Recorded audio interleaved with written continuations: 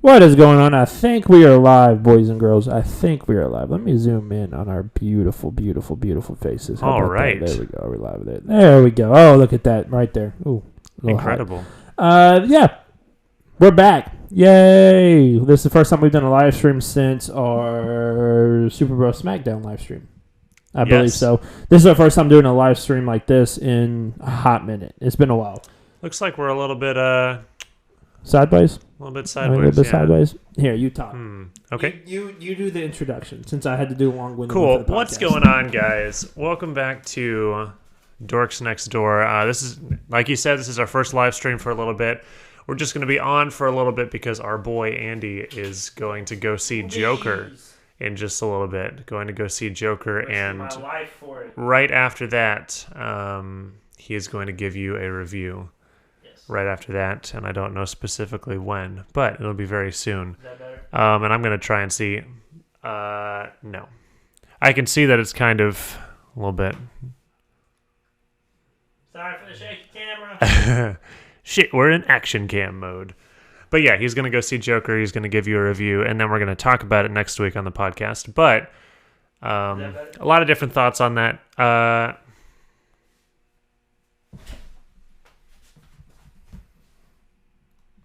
Is that better? Oh, yeah.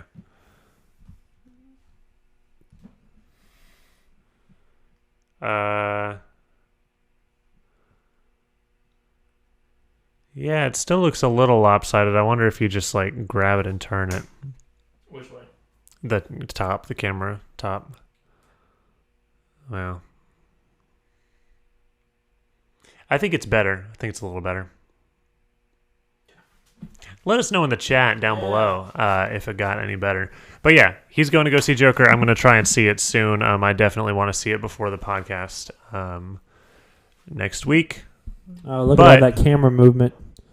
Sorry, it's on a delay. Go ahead. Yeah. Sorry, I don't really know what I'm talking about. Me seeing the Joker. Yeah, you seeing the Joker. I hope it's good. I think I'm going to like it, but it's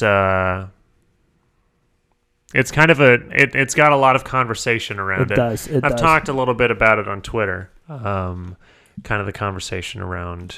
Which Todd Phillips's comments did not really help. Todd Phillips's comments were not my favorite thing in the entire world, but I still hope that the movie is good. Because I think it will be. I'm looking forward to it. I don't know. The thing I'm looking forward to the most about this is, and this isn't like a live stream on the Joker because that'll be next week, but yeah.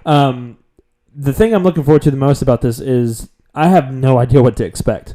Like, I have zero ideas what to expect. Like, there's nothing. I have no idea. I don't even know what to think about going into it. So, like, that's the most exciting thing I'm looking at doing. So that's going to be a lot of fun. Let's read some of the chat before we jump into our main thing we're going to talk about. You guys are giving me an excuse to procrastinate on my homework. Shame, shame. You are so welcome for that. We do our jobs very well. Yeah, that kind of is our job. That is our job. YouTube's like a place for procrastination. So, like, we're helping your addiction. Well, we won't procrastinate for too long because we are on a tight schedule right now. Yeah. So, let's see here. Gump said Pog. Yeah, I know. Justin, yo, what's up, baby boy? Gump, hello. Okay. Gump said, even though Todd's comments were bad, I understand his frustration, everyone attacking him and his film over ridiculous crap. I do think that there's a lot of ridiculous crap that's getting piled on this movie. I do. I think that everyone who's like, oh, well, this movie's going to inspire violence, I think that that's stupid. I think that there are plenty of movies right, because we live in a society where it doesn't take much to inspire violence. We live in a society. Sorry, I just caught that and I thought that was... important. It's not important. It's not important. It's okay.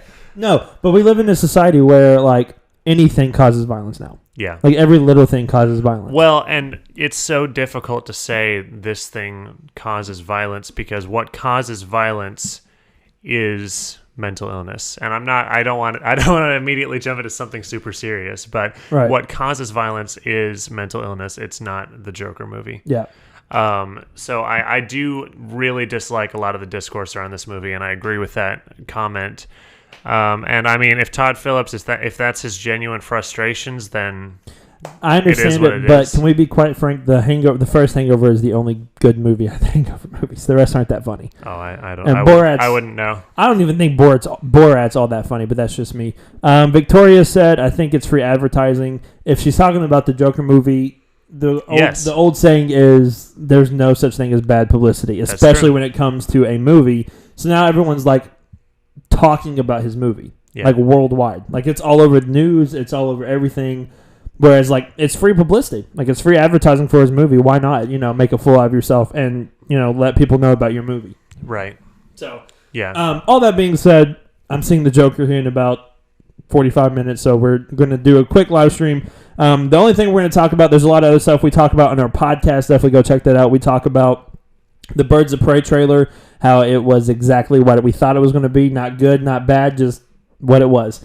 We talked about Jonah Hill and Jeffrey Wright being casted, or rumored being casted in the Batman movie. Yeah. Brie Larson joining the Star Wars in the future, ? Kevin Feige producing a Star Wars movie in the future. And then William Hurt being on the set of Black Widow. We've seen photos from this past week of him being on set, which leads to a lot of speculation stuff that we had fun talking about. Yeah. But the main thing we're talking about this week is Spider-Man being back in the MCU.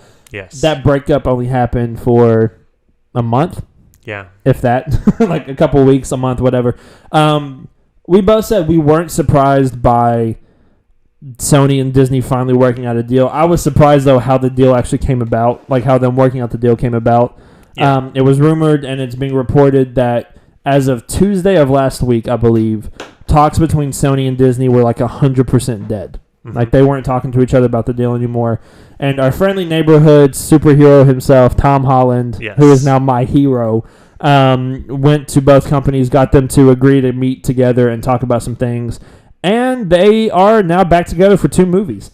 So that's the exciting thing. We are definitely getting a Spider-Man 3 coming out July 16, 2021 with Tom Holland. And then a future MCU film, which we have no idea what that's about yet, but we're going to speculate here in a few minutes about what we think that is, because it's fun to speculate. I think that's 90% of what we do is speculate, and it's my favorite thing to do.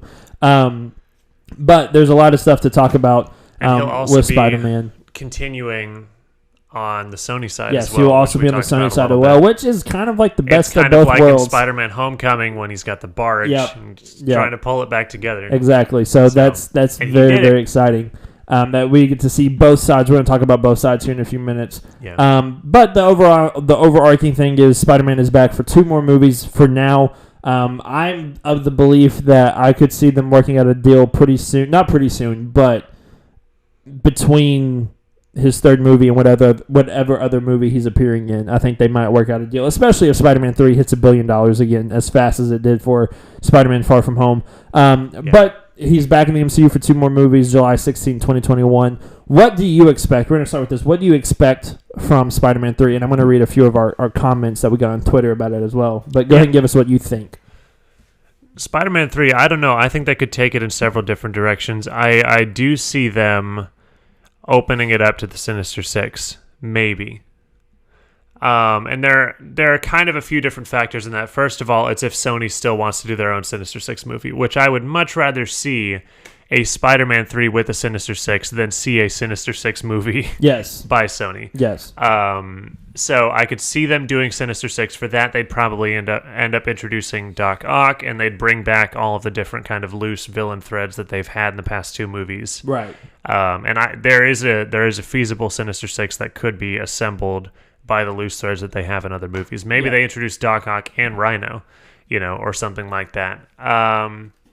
So that's one direction I could see them taking it. The other one that people have talked about, which is another movie that Sony wants to make, but Kraven the Hunter could be also another very interesting direction. But I feel like if they're trying to very intentionally cap off this trilogy with something big, with something really exciting that's, Kraven's never been seen before, but the Sinister Six is an entirely different ball game, having 6 villains at once. And these Spider-Man movies are already pretty busy as it is. Exactly. But it would be just unreal for them to be able to assemble that group. Which we also talked about could bring in another friend for Spider-Man to play with in the MCU, which would be Daredevil. Especially after the way that Spider-Man Far From Home left off with him being outed as Peter Parker. If people believe that or not, that we'll have to see that when it comes to Spider-Man 3. But this gives a good opportunity of like, hey, you're being like, everyone hates you now. Everyone knows who you are. You need a lawyer. Go to Hell's Kitchen. There's a man there that can help you out. He's blind, but he can help you out. Especially if they bring back, and we just said his name and I completely blanked on it again, Daredevil. Bullseye? No, Daredevil. The guy that plays Daredevil. Charlie Cox. Charlie Cox. Thank you. But especially if they bring him back to play Daredevil, I think that would be absolutely fantastic to see Daredevil on screen again, or Daredevil on screen with Spider-Man in a Spider-Man movie. I think that would be really, really cool. It would be. There are a lot of different avenues at this point for Daredevil to kind of re-enter the universe. You've got Spider-Man, who he's good friends with. You've got Black Widow, who's a love interest. You've got Blade. That movie's coming up. You've got the Moon Knight Disney Plus show. There are a lot of different avenues for Daredevil to pop up. Maybe even she's a lawyer, they may come together. One comment we have on our on our Twitter feed, we tweeted out this question from New World Nerds. Our friend Nico over at New World Nerds said, Peter getting hunted by Kraven would be cool. Maybe take some inspiration from The Last Hunt. Yep. So that would be really cool. And then Gump said, finishing off this story they set up in Far From Home, and then getting on my hands and knees and praying it's not over after that. Yeah, I think we'll all be doing that. I fully believe though that they'll probably work out another deal after the third Spider-Man movie or after his next appearance in the MCU, which leads us to our second question of what will the second appearance for Spider-Man be. You had a very, very interesting one that I'm a big fan of. Mine was just kind of a safe bet, but go ahead. Okay, so the entire first leg of Marvel's movies so far was the Infinity Saga, which led up to Thanos, was the big bad of that, and a lot of people have been speculating who is going to be kind of the next big bad guy for this second leg, which they said they're going to go more cosmic in this leg. Who's going to be the next big bad guy for this leg? Is it going to be Galactus? Is it going to be Kang? Is it going to be Doctor Doom? There are a lot of different options there. What I think is a storyline that I could see them going for that ties together a bunch of kind of disparate heroes, that's really flexible, and that would kind of bring everybody back together, and that would utilize a major villain, would be Secret Wars. Yep. I think that with Secret Wars, you could tie back together Spider-Man, Captain Marvel, Black Panther, Doctor Strange, some of the remaining Avengers like Scarlet Witch and Vision, and if they introduce the Fantastic Four and Doctor Doom is a huge player in Secret Wars, but I could see that kind of being the Infinity War, or the big, kind of climactic movie of this next leg. Yeah, and that's just my speculation. They could be going in a completely different direction, but it makes a lot of sense to me because it's with Infinity War, they adapted 4 different storylines at once. They adapted Infinity War, Infinity Gauntlet, Infinity, and Avengers Forever. And with Secret Wars, you would have the classic Secret Wars and you would have the 2015 Secret Wars to kind of pull from, and you could make your own kind of loose story based out of that. I think it would be so much fun. It would be super cosmic. It's a flexible concept that you could do a lot with, kind of like the Thanos storyline. Yeah, definitely. And so I could see that. And also Spider-Man is a pretty key player to some degree in both of the Secret Wars. That's my kind of reaching very far theory. But if that's the next movie, I wouldn't be if that's the next big event, I wouldn't be completely shocked. Gump said, I would love to see him interact with Human Torch, but sadly him being in the first Fantastic Four wouldn't make much sense. Yeah, I agree. I that's the one I kind of pictured him with as like a Fantastic Four movie. I don't know if it's necessarily the first one. Yeah. But he could appear in a Fantastic Four film at some point. Especially if they go the Future Foundation route. Yeah. Which I think the Avengers building is still up for sale, so that's going to be occupied by either one or two things: Norman Osborn or the Fantastic Four. Yeah, there's no other way that it's not one of those two. And so I think at this point, Spider-Man could appear, in the second Fantastic Four movie, especially if you look and it's a lot of speculation, deep speculation. But in the first Homecoming movie, that jet that takes off that we have no idea who's in it, and then when it turns around in Peter and it zooms in and kind of goes up, The Avenger symbol in the back is kind of cut off to where it looks like a 4. Because with... Yeah. And that's a little bit of a reach. That is a reach, yeah. But with anything Marvel with an Easter egg, you have to just kind of take it. Because in Far From Home, the guy that Obadiah Stane yelled at in the first Iron Man movie comes back for that movie. Plus, clearly, they pay attention to the details that they're... Plus, in the... that they've already done. Post-credit scene where he's flying with MJ, when he lands to pick up MJ... it's like the back thing says something big is coming soon, and then it's got 1, 2, 3, and then the 4 has an arrow, and so it's like, oh, so like you never know what could happen. Like they could take something super small and make it into something. So I'm just saying that there is a chance that he could appear in a Fantastic Four movie. I would love to see it because he has such a rich history with the Fantastic Four in the comics that like seeing him work together with the Fantastic Four would be cool. But I think whatever it is, it's going to be a team-up movie. Like, it's got to be a team-up movie at this point, or a second part of a movie with somebody. Right, and I think it's got to be something... If for some reason his MCU guest appearance is going to be his last appearance in the MCU, I think it's going to be something really big and climactic. Yeah. And a Secret Wars would be that. Yeah. Or a...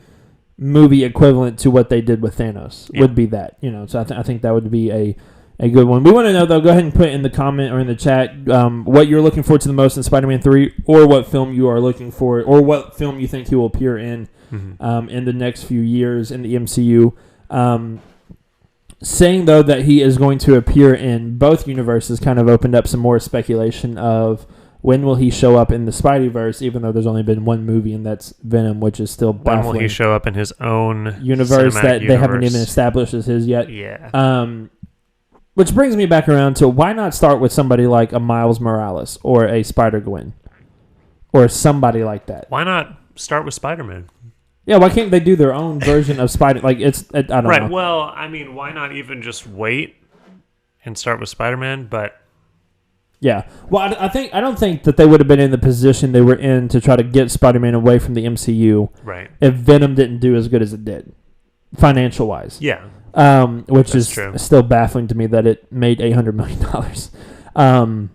And the first Spider-Man Homecoming made like what, 600? Oh no, it made a little bit more than Venom. Did it? I thought it made less. Okay, good. Yeah, it made more. But it's still very weird that Venom made $800. So I don't expect Venom 2 to be all that much, and maybe I don't want this to come into existence, I promise, but maybe like some crossover thing with a Spider-Man movie, Spider-Man 3, maybe the villain in that is Carnage. Eddie, what's his name? Why am I blanking on his name? Woody Harrelson. Woody Harrelson's You hate Carnage. to see it. I don't want to see it, but like maybe that's like the step into like working out on more of a deal. There's a lot of speculation like that going around.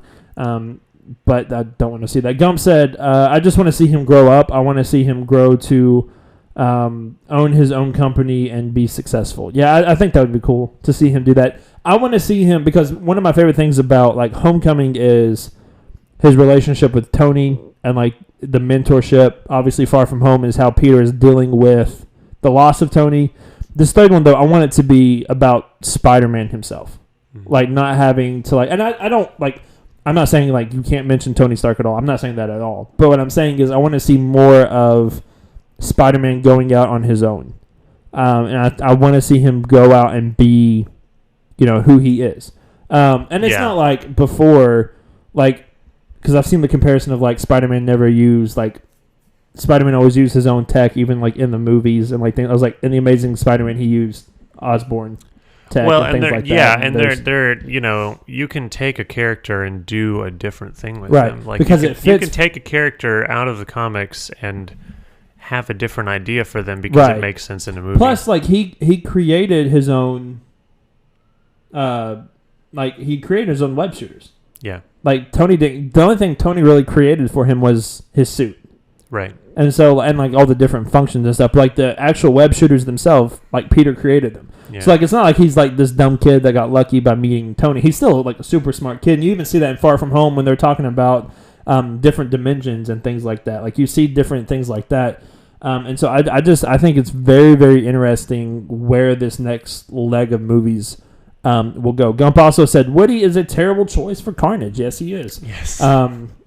Yeah, Sony is like, if you ever go back and look into kind of what they originally wanted to do with the Amazing Spider-Man, with Andrew Garfield's Spider-Man, yeah, there were some screwed up casting choices. Worse than Jamie Foxx? Yes, worse than Jamie Foxx. Sony is notoriously terrible at casting their Spider-Man universe. If you go back and look and look into kind of what they wanted to do, they were eyeing at the same time Matthew McConaughey and Jonah Hill for Sandman. Those are two completely opposite characters. Like, and actors. neither of them are a good idea. So, and that's just kind of one example. But Sony's casting choices are not good. Yeah. A lot of the time. Tom Hardy was a decent choice. I think Tom Hardy's good. Andrew Garfield himself was a decent choice. Yeah. Emma Stone was a good choice. Yeah. But a lot of the other ones kind of surrounding that were not good. Yeah. And whoever we were just Woody Harrelson. Yeah. He's not a good choice for it. Not at all. Even though we haven't seen him like act as Carnage for except for 15 seconds, it's still right. Unless he just like completely shines and blows us away, which is kind of possible, but the chances of that are like... Maybe it's a Heath Ledger. Maybe he'll be the next Heath Ledger. I doubt it, though. Nico said, I want to see the opposite, honestly. I want to see Peter deal with more consequences. Even when he makes the right choice, there are still crappy consequences. Yeah. I agree with that. I just kind of want it to be kind of like it was in Far From Home, of like him trusting Mysterio, which was a mistake, but I want to see him like not have to like him trusting someone be the mistake. I want to see him actually like kind of mess up, if that makes sense. I kind of agree with both. Yeah. And Gump just said, I want to see him struggle. I want to see him slowly grow over multiple films. Yeah. Yes, I want to see him grow and kind of advance, which he has been doing. He's in a better place in Far From Home than he is in Homecoming. He understands himself better. He understands his powers better. Yeah. Now he's got MJ by his side. His friendships are stronger. You know, he's got back with Happy. There's a lot of different kind of like advancements with Far From Home. So I'm excited to see where they can push his character, where they can kind of put him under stress. Because really the entire purpose of Spider-Man is kind of getting beaten down over and over again and then coming back. Yeah. Which from in Homecoming, that was like the perfect like arc of him of like, okay, he tried to help, but he screwed up. Tony takes away his suit, so he goes back to his old suit. Now Vulture's doing all of these different things. He's like getting crap thrown on him over and over and over again, to where like he's sitting there looking at himself in his reflection and just says, "Come on, Spider-Man." Yeah. And like he finally like gets up the courage, and he even does that in Far From Home, in a sense. The only thing I'm saying in the like flower field scene where he gets back with Happy, that was like the super low point. But like the only thing I want to see is like, I don't want to see Tony continue to, and I don't want to say crutch because that's the wrong word, but I don't want it to all be back, like to fall back on like Peter not trusting, or like Peter's trust getting him in trouble, if that makes sense. Right. No, I want it to be something different. I want it to be like something he does. Like he wasn't able to save the day. He wasn't able to do something. And not like the Amazing Spider-Man 2 where it's like, oh, you didn't acknowledge me, so I'm going to try to murder you now. Exactly, yeah. But it's like, it's some massive thing of like, he wasn't able, like, especially if they're going to like set up like Vulture and like, or the Sinister Six, like he wasn't able to stop them from breaking out of prison. And like now they're like, they murdered a whole bunch of people like in a Disney way. You know what I mean? But he still has to face those consequences, right, of not being able to do what he's supposed to do, right. So, or it just comes down to the problem with the villain themselves. Like in the first two Raimi movies, it's basically like, oh, Spider-Man, you got in my way, and now you're really annoying me, so I'm going to try and kill you. Yeah, especially with Doc Ock, he kind of his mental state shifted, right, and he's like, Spider-Man, you are stopping me from what I'm trying to do. I'm trying to do this great thing. And so now I need to stop you. Yeah. So, yeah, I do want it to be something different, too. I think what they did with Mysterio really worked, but I do want to move away from, this is Tony Stark caused this problem and now Peter has to deal with it. Right. I don't want that to be the case with whoever the next big Spider-Man villain is. Definitely. unfortunately, I think we're gonna have to call it a stream there because it's 6:35 and I got to get moving. But we appreciate you guys joining us for this live stream. We're gonna do a quick announcement real quick. We just did our season 2 premiere of our podcast. We just recorded it. It's coming out tomorrow at noon. Look for that. We are kind of hitting the reset button because we basically nothing that went on for like a month besides Spider-Man not being in the MCU, and then we were busy boys. We had to adult most of our life, so that was not a fun thing to do. Yeah. So we had to take like a month off to do like a stream here or there or do a video here and there. But now we're back fully. We're going to do a podcast every week plus a live stream every week plus. If there's massive movie news, we're going to talk about that, or we're going to do a review. Like I will do either record tonight or tomorrow and post it. It'll be posted tomorrow for sure. I just have to figure out like when to edit it and everything else. But that'll definitely be up tomorrow. Also, I may most likely post another video tomorrow, me discussing NXT versus AEW. It's a wrestling thing if you don't know it. If you do understand it, ooh, baby, Wednesday was amazing. So I'm looking forward to talk about that. But other than that, we are really excited to be back. We're really excited to start this season 2. In a couple weeks, it'll be our 1 year on YouTube, so we're going to do something special for that as well. We're going to look forward to that as well, so we're going to do a lot of stuff.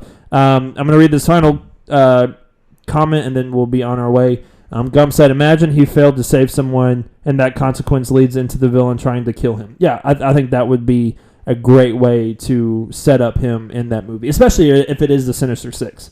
And, like, it was not just, like, one person, but it was, like, a massive catastrophe that he was not able to do on his own. You know, I think that would be really, really cool. I think both of this doesn't really apply to a villain, but both of the Stacys are a really good example of that. First, he fails to save Captain Stacy.